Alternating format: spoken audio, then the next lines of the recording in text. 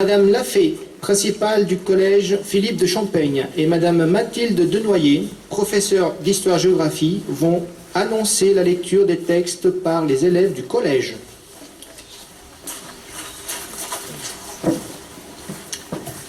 Je suis venue ce matin accompagnée d'élèves de 3e et de leur professeur d'histoire-géographie, Madame Mathilde Denoyer. Le collège Philippe de Champaigne a la fierté, entre autres, de faire vivre et faire apprendre au quotidien la mixité sociale et culturelle. Durant la Grande Guerre, les hommes qui ont combattu dans les tranchées ont vécu, jour et nuit, la mixité sociale et culturelle face à la mort. Les femmes, elles, seules à l'arrière, ont fait tourner l'économie, elles ont fait grandir les enfants. Ces hommes et ces femmes n'étaient pas meilleurs que nous, ni plus mauvais. Et pourtant, leur vie, dévastée par le drame de la guerre, nous interpelle de par les épreuves qu'ils ont dû traverser.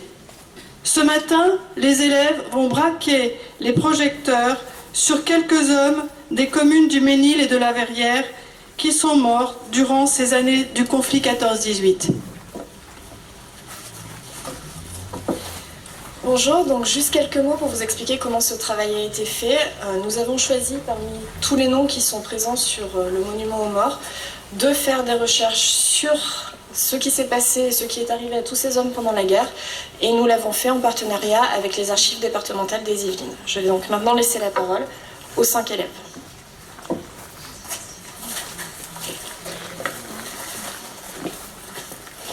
Le monument aux morts du Ménil-Saint-Denis a été construit pour honorer la mémoire des 31 jeunes hommes du Ménil-Saint-Denis et de la Verrière qui ont donné leur vie pour la France pendant la Première Guerre mondiale.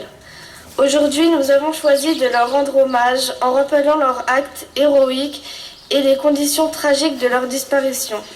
Nous avons choisi quelques noms dont l'histoire est représentative du drame vécu par toutes les communes de France et en particulier par celle du Ménil et de la Verrière.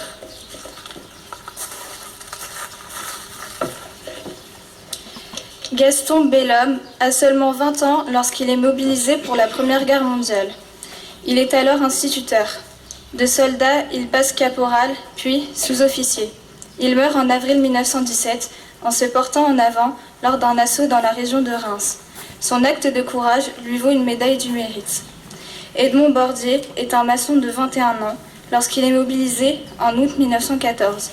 Il est blessé en septembre 1915 par un éclat d'obus à la cuisse. Après seulement un mois à l'infirmerie, il est renvoyé au front. Quelques mois plus tard, il est porté disparu après un assaut. Nous sommes alors en juillet 1916. Il n'est déclaré mort qu'en novembre 1920, après de nombreuses procédures de sa femme, qui ne peut pas toucher de pension, comme veuve de guerre, tant qu'il n'est pas déclaré mort. Son corps n'a pourtant jamais été retrouvé ou identifié. Émile Chifflet est un agriculteur de 21 ans, lui aussi lorsque la guerre éclate. Il est d'abord blessé en novembre 1915 par un éclat d'obus. Renvoyé au front, il est évacué 2 fois à l'arrière pour cause de maladie, en 1916 et en 1917. En octobre 1917, il est chargé de procéder au nettoyage d'un abri ennemi. Après avoir jeté une grande grenade, il tue ou fait prisonnier les soldats allemands présents, mais gravement blessé à la tête. Il est soigné et encore envoyé au front, mais doit être de nouveau évacué en août 1918 en raison d'une pneumonie contractée dans les tranchées. Cette 5e fois où il est renvoyé à l'arrière aussi sera sa dernière.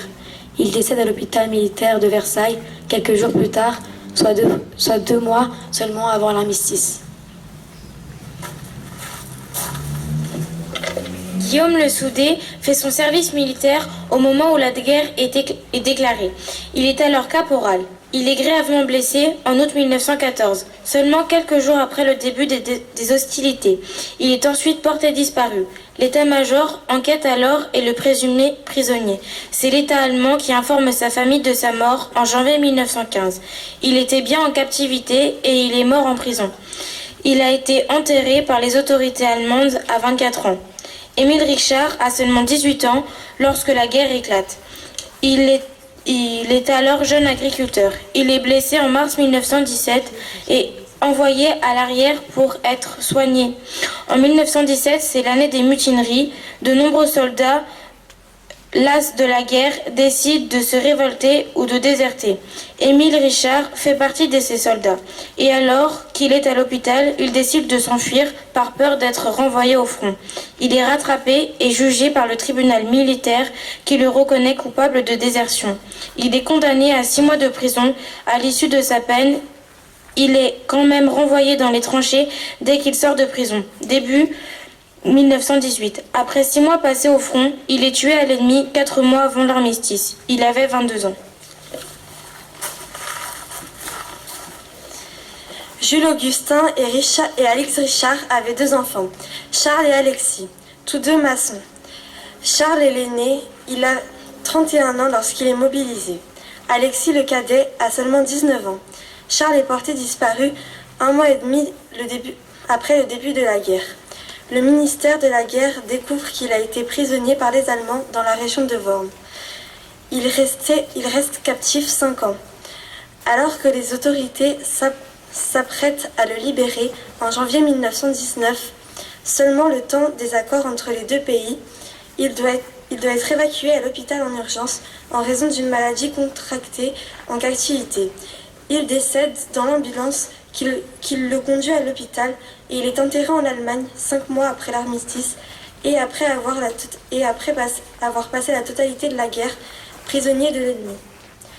Son petit frère Alexis est lui aussi porté disparu quelques mois après son frère.